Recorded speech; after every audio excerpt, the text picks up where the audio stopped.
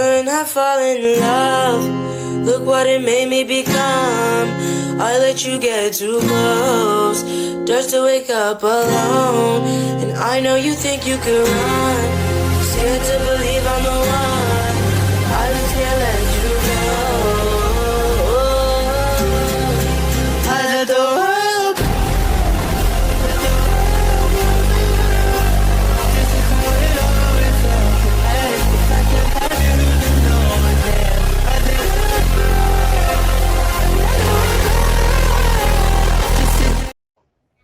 All right, ladies and gentlemen, we are back for another recap and review for Stranger Things. This is all leading up to November the 26th, which will be the 5th and final season of this insane show. So, I have here my co-host, and we're about to go and unwrap season 2, The Sound of Thorns.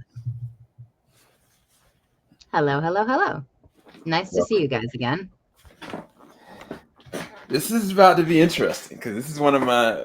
I think honestly, as much as I appreciate the first season, when I got to the second season, I was really excited because I was interested to see where the trajectory is going to go, and it was kind of like a lot of different threads that I didn't anticipate, and it was really exciting, fun, crazy season. So I'm really curious to unpack it with you. And I do know you're continuing to go down because we got to prepare to get through all of these seasons up until season 5. But what is your brief thoughts going from season 1 into season 2, and then after having finished season 2, what was your emotions on it? I actually kind of love season 2. Hey, yay! Kind of. I was still looking with critical eyes the entire time. So I'm going to start out with Kids are looking at you. They're like, I don't know what she's about to say. I'm going to start off with saying that, again, I love Elle's character and her character design. And what I mean by that is that she doesn't have anything more than a minuscule, almost micro arc of understanding how to continue the growth of her powers. And yes, she was forcibly trained for the most part, but that was also when she was younger. She only knew how to do certain things. She has taken, maneuvered, and dare I say, mastered her abilities, both through her pent-up aggression and rage, thanks to her, may I add a spoiler? Yeah, go for it. Her sister, Kali, teaching her how to harness that anger towards the bad men and utilize it for anything, the amplification of her powers.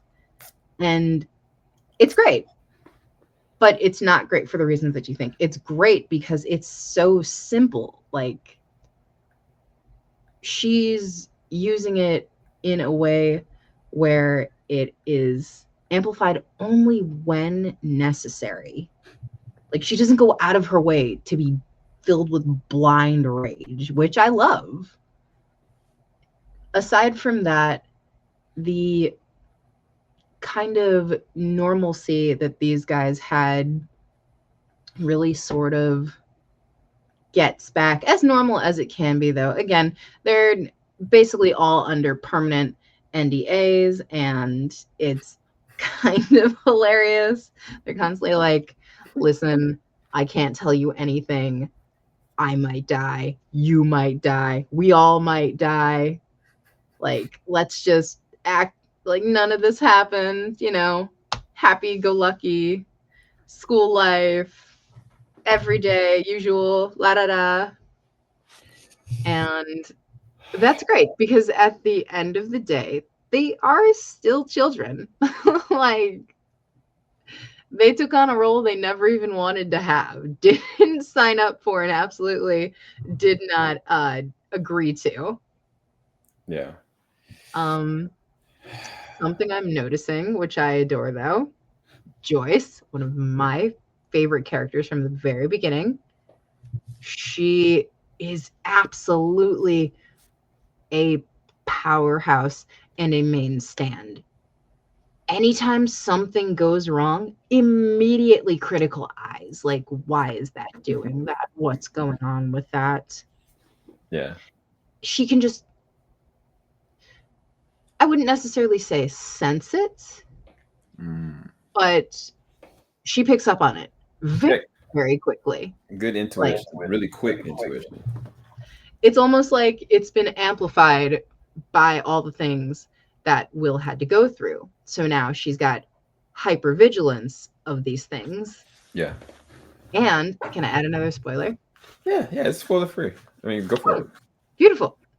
So I love that she got a boyfriend. Good old Bob. He's so sweet. And look at that. You know, I knew that, and this is me jumping, I knew it was over for him, though, the minute he gave Joyce that final happy smile. Like, he made it out that way for her. And she was so ready to grab his hand.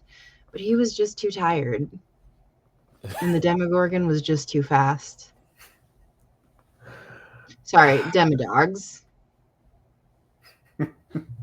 God. No, so man, there's so many different levels to this, but I think I know how we're going to tackle this. So I agree with you. First, Joyce, Hopper, they're under NDAs. They're in a situation where they're trying to keep their lips closed and not go too over the reins. Specifically, Hopper, he knows that he has leverage on them, but he also doesn't want to test the waters. Joyce has met Bob. He's a nice dude. He's a geek. He's a nerd. And unfortunately, and fortunately, because he's such a nice person. He knew Bob. Remember, she knew Bob. She did. But unfortunately, Bob gave Will one of the worst moments of advice, where instead of standing up to that bully, Will should have ran like hell. And unfortunately, Will was another statistic because of it. And honestly, that steamrolled them having to go back to these same people that got everything on an NDA and have them do observant tests on him to figure out what is going on, because there's obviously something that has happened and transpired. Will is not just in a catatonic state. There's almost like a disconnect. And so it all comes down to a head the moment that he has that conversation with Bob, and the mind flayer or whatnot, the presence has entered into his body officially. We know that there were trace things that came out because we saw him like spit some stuff up at the end of the first season, but we didn't know what that actually meant. But we know that he was a target. One of the more cooler scenes for me was when Will was like flashing mentally into the upside down, and he sees literally the mind flayer over top. So there's so many different moments, even when he was out like trick-or-treating with them, and he had like a whole moment, and he's just terrified. And the moment that he listens to Bob, it doesn't end. But the thing that I'll say is that this season for me was all Noah Schnapp. Noah Schnapp does some great performances in this. I was really surprised at how good he was just carrying scenes at times, because by the back half of the season, I really didn't know how it all was going to go, but I was rooting for him and I was hoping for him, but it was just really well done from him. But yeah, no, I mean, going back to Bob and going back to Joyce, I mean, they're sweet. I love them. It's just unfortunate. I mean, she cannot, even if she gets a good person, it's always something going on. And yeah. Let's be honest. We knew it was going to happen. The minute he left the gun, it was over. That was the marker. There's those key points in, and it is getting a bit more into the horror aspect, which I'm loving. Like, the visuals are finally here. We're seeing blood, we're seeing guts, we're seeing gore, we're seeing people being ripped to shreds and entrails. My personal favorite. Um,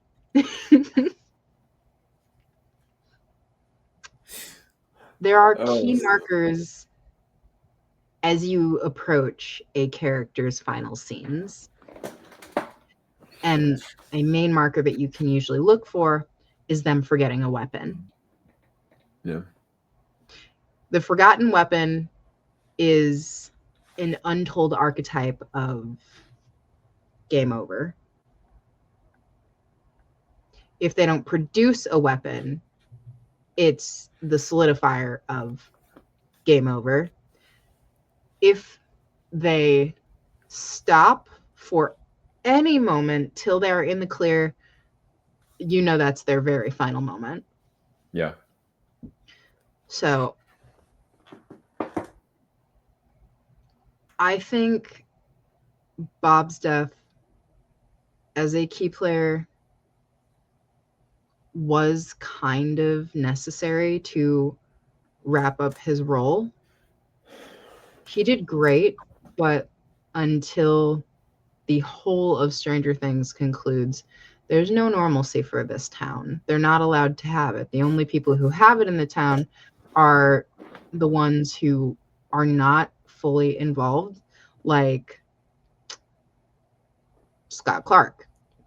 He has been a key bit player to move things along and help with their progression. Still has absolutely no idea what's going on, though. Has kept his nose completely out of it.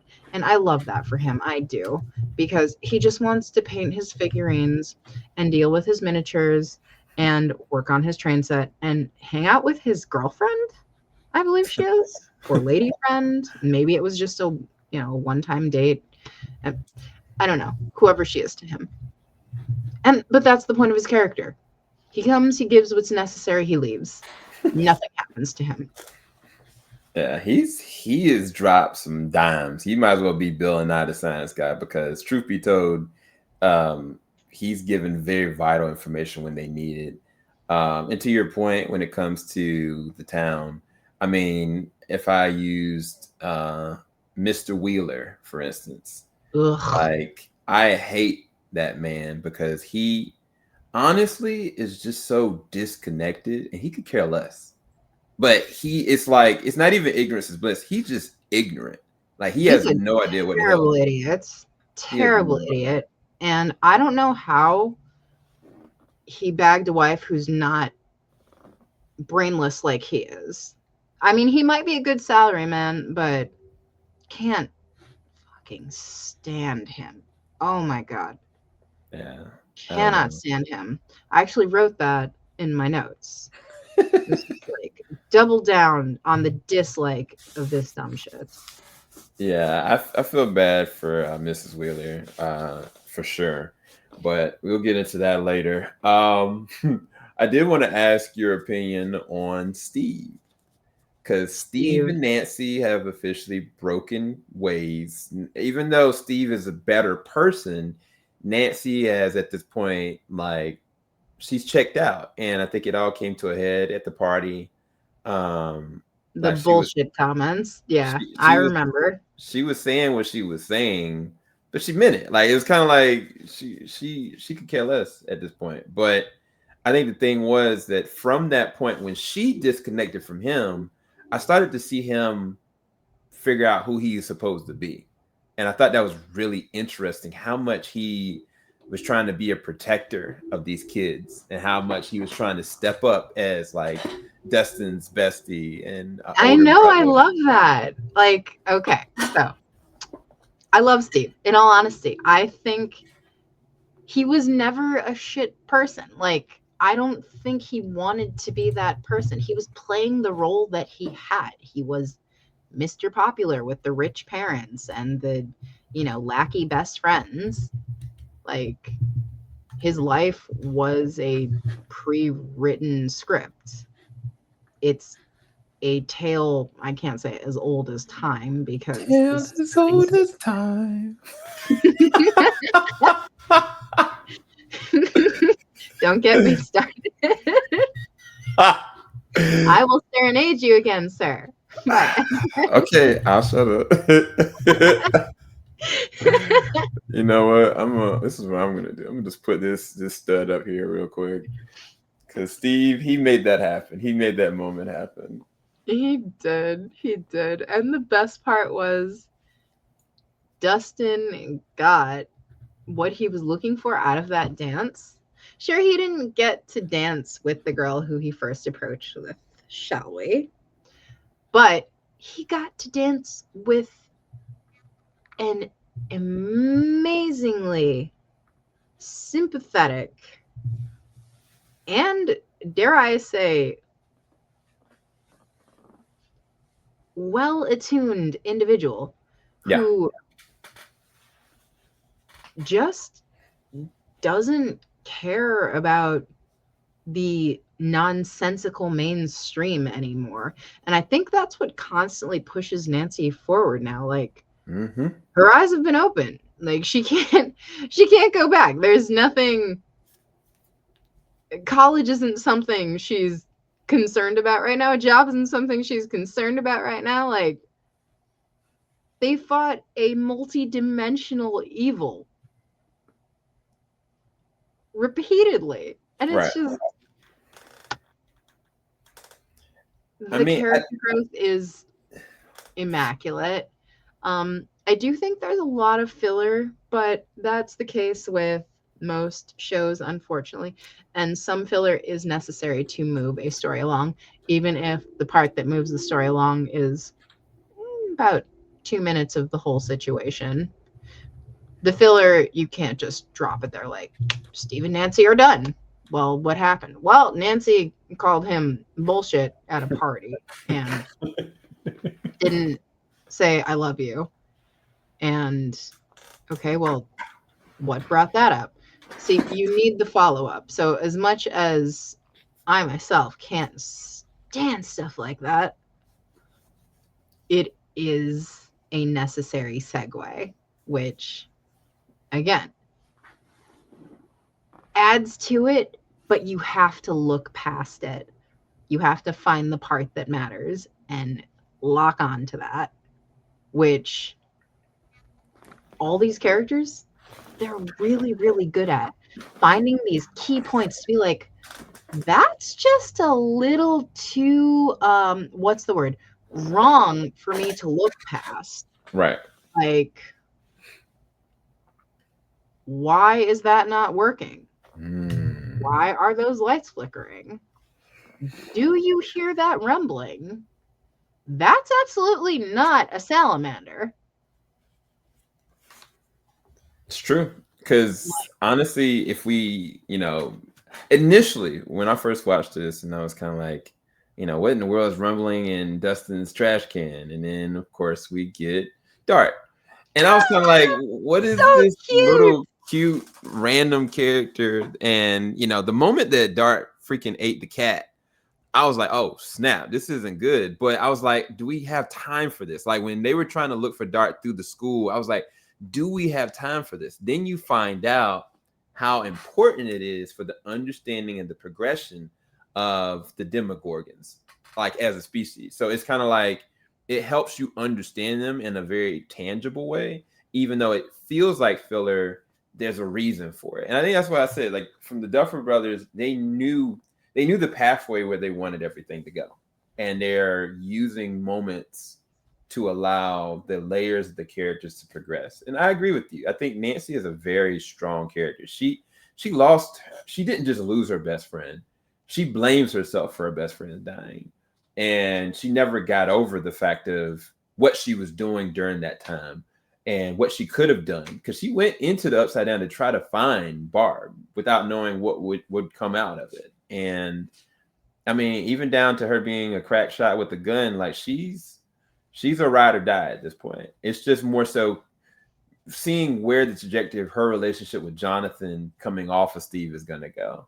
I think that's going to be a whole different thing because they're intertwined because of the circumstance through trauma. You know what I'm saying? Like, they're not just trauma bonded. They literally went through it together. So they need each other now. It's just, what does that mean for them as a whole? So But I think that that's natural because it's still a coming of age story ultimately for all these kids. Even though Nancy is older, she's still not like a grown adult yet. So no, they're all still fully developing their cerebral cortex. Like that has not happened yet. And this is a lot of trauma to your brain at such a young age that there can be stunted spaces.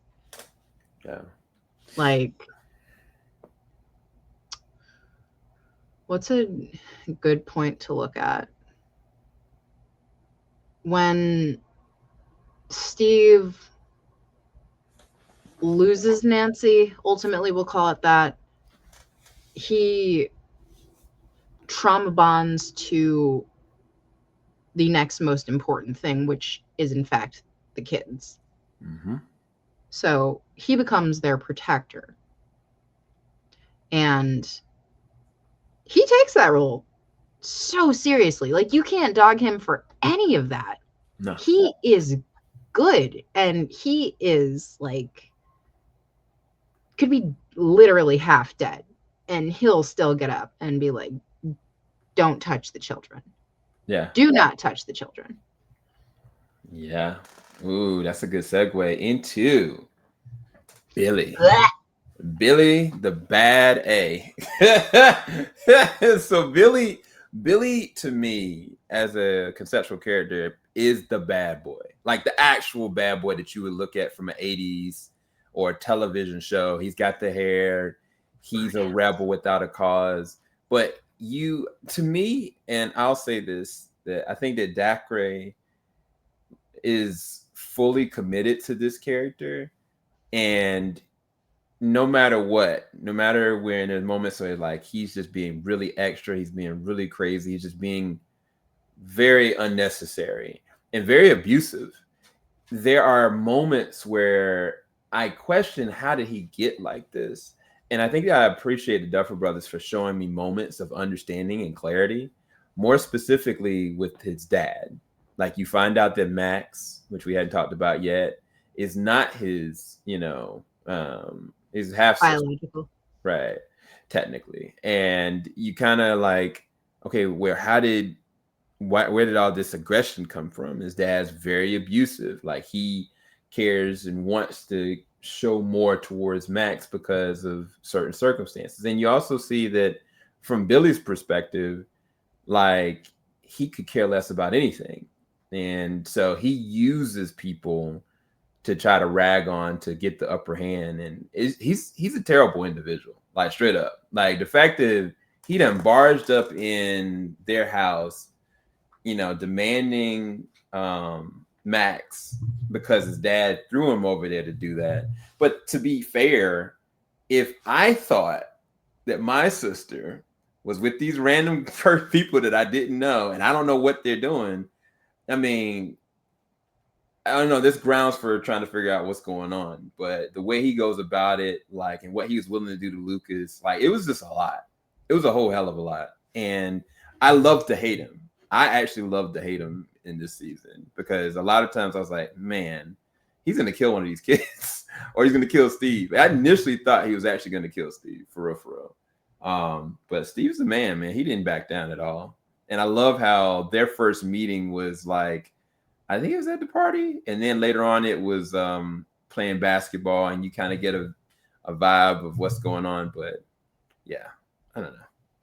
What was your thoughts on on Billy? And then also we can go into Max after that. I just call him Burnout at this point. Burnout. I just call him Burnout. Like, I can't stand him. I do not. Listen, everybody's got a past. I understand. I'm sorry. I'm never going to be this man's friend. I'm not going to side with him. I'm not going to agree with him. Yes, poor thing. Terrible things have happened to you. Hey, you don't possibly need to murder your, sister. And being a racist piece of shit is kind of not attractive.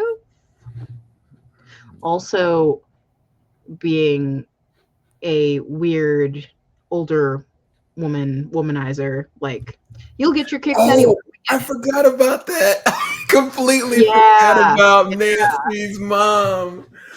I forgot, dog. I'm glad. But let's be fair, she's got one foot out the door already. If it weren't for the fact that she had kids with this man and he provides a stable household for them to come back to, she'd be gone. Like, she wants some peace. She wants some peace and she wants some passion. And he can only provide one of those, sort of. Because every time he's ever opened his mouth to, I guess you could call it help, he's made it worse. Like, so much worse. Yeah. And it's just a few words, too. It's not even a full sentence most of the time. That's a real talent right there for being, you know, so out of touch with what's going on. Yeah. I think the only scene I liked with the dad was when the little girl was sleeping on his lap. Yeah, that was big man. He did something. I'm never gonna give Mr. Wheeler any credit at all. I actually hate that character. I actually really do hate that character. But going back to Max and Billy's relationship, like, Max is wild, and she's not afraid of Billy, but she's afraid of what Billy would do to people that she cares about, and he plays on that very much so. And it's unfortunate because it's the same exact thing that his dad doing to him, even in present time. And so it's kind of like with Max as a character, she just goes into this situation in a very unpredictable situation because she doesn't know what's real. She just likes these guys and she thinks that they're weird and funny, but she's intrigued at the same time. And, you know, when there's a connection between Lucas and her, and it's interesting because Dustin really wanted to go after her. Mike never did because Mike is always Team L, even though I think that Max was a little intrigued, but Mike hated Max. Let's just be honest. He did hate her. And like with Lucas, he from day one was like, oh yeah, she's the coolest person on the planet. And they are adorable together. Like watching their progression, I was equally scared for Lucas and at the same as that time excited for him because now he actually has a story arc. Because in the first season, the majority of the time he was very suspicious of Elle. He's like, I don't trust this girl. She's lying to us. And he wasn't wrong. You know what I'm saying? I think that's the interesting thing a lot of people don't go back to. She was lying. She wasn't. She's just not a bad person. And he was on target with that. But with Max, he truly is like having his moment. And I loved their interactions. And I love Max as a character. Like the way she put Billy in check. One, freaking drugging him. But then two, having the bat ready to freaking bash his nuts in, literally. She's Mad Max all day. I love her character. So I like that she was so quick to the jump. She grabbed the drug. She's like, this needs to end. Jammed him up. But Billy's testosterone was so high, it didn't even take him, like, obviously, it made him slightly sluggish, but he didn't knock out. Not even slightly. Now, I get the dosage was for a child, but Billy's got some rage bubbling at the tips of his fingers. So he does. It's just interesting because she has that too, though.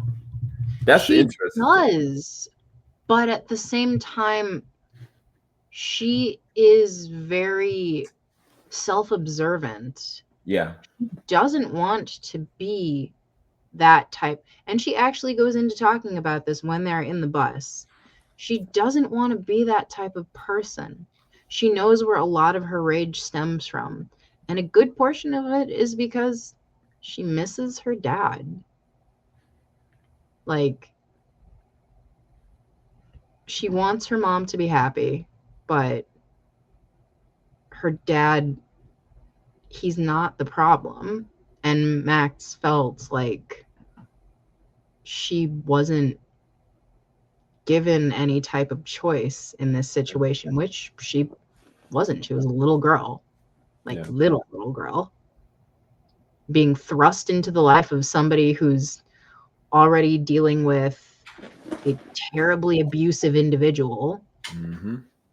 And now she's a part of both of their lives, as well as probably having to see her mom get some too, because there's no way that this man just all Right. of a sudden was so nice and so sweet and so caring. He's an authoritarian in every single regard. His sister, this is your new sister. What? That's not how that works. Yeah. Like, you introduce slowly. Children are literally like cats. Yeah. It was a lot. It was a whole hell of a lot. And I think that for them to add them into the mix, like where they weren't a part of season one, I think they did a really good job of balancing those characters in. Because sometimes you add like new characters and new dynamics, it just doesn't work. But I think they flushed them out really well, and it was kind of a natural progression. But I did want to bring up, because we talked about last season of Hopper and Joyce, and them working together, literally working together to stop this from getting worse. And it's interesting because from Hopper, he's been hiding the fact that he's had Elle this whole entire time. And in doing so, he alienated her off from everybody else. And so she left and went on this whole excursion herself. But then he had to be there for Joyce because what's going on with Will. And I thought that them coming to this weird impasse together collectively was very interesting as well, because they're both meeting right at the middle. But they're always really good for each other at the same time. It's kind of like they have a really positive friendship, relationship, whatever you want to call it. But just using this scene as an example, it's kind of like, as crazy as Joyce is sounding, Hop's like, bet, let's figure this out. Like he's never gonna call her crazy. He's never gonna not try to at least understand and figure it out. And she balances him out too, giving him really sage advice majority of the time. But when Will was drawing these pictures and we didn't know what the hell it was, and we found out it was a tunnel, like I thought that was so dope how they played that out. Because all those pictures, it was just everywhere. But then when Hop figures out it's a tunnel, and he's like, I've seen this tunnel before. I was like, Hop, you better not go in that gosh darn tunnel. Sure enough, his stupid butt goes in that tunnel. I was like, are you freaking crazy? But I mean, I think it goes to, like I said, there wasn't anything that they wouldn't do for these kids. Neither one of them. There's nothing they wouldn't do for the kids, even going into the upside down or even putting themselves in jeopardy. But I did love when Elle came back after she goes and meets her sister. After finally, Mike, this whole entire time, Mike was like, is she alive? Like, where is Elle at? And when she found out that Elle was alive and Hopper didn't say nothing, he was ready to fight my man Hop. He's like, we about to throw hands. And he said, little kid, you better go into that freaking room right now. And he had a whole moment, but it was even more intimate and real when Hop and Elle had that conversation in the truck before they get to where the gate is. And Elle shows what she's capable of because of what her sister did, like you said. But I thought that everything from the last few episodes was just insane. They had to fight the demi-dogs. It literally looked like hell was breaking open. And, if she wasn't there, I don't know if the town would have survived that night. It was about to go down. But what was your take on the final part of the episodes, and then Elle, Hopper, and their relationship? I liked the little bit of normalcy.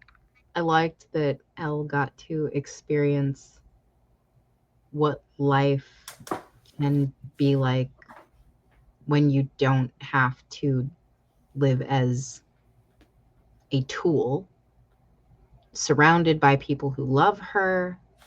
Like, the way that Joyce took her into her arms when she came back, That's motherly love. She loves that girl. Yeah.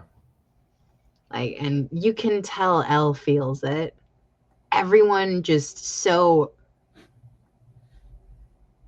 all of the upsets. Like now Mike, we'll call it rightfully had it because Elle and Mike had fallen in like with each other, and she was stolen away from him, and he was stolen away from her. In fact, he was her guiding light a good portion of the time. Yep. Anytime someone steps to Mike, she's like, I'm done with this game. Mm-hmm. She's like, don't. Am I crazy? Why are you touching him? Right. Right. Which is a lot of what happened with the misunderstanding between Elle and Max. Max, yeah. She was like, who this chick? Like, he was ready. Max was right away like, oh my God, you're Elle. And Elle was like,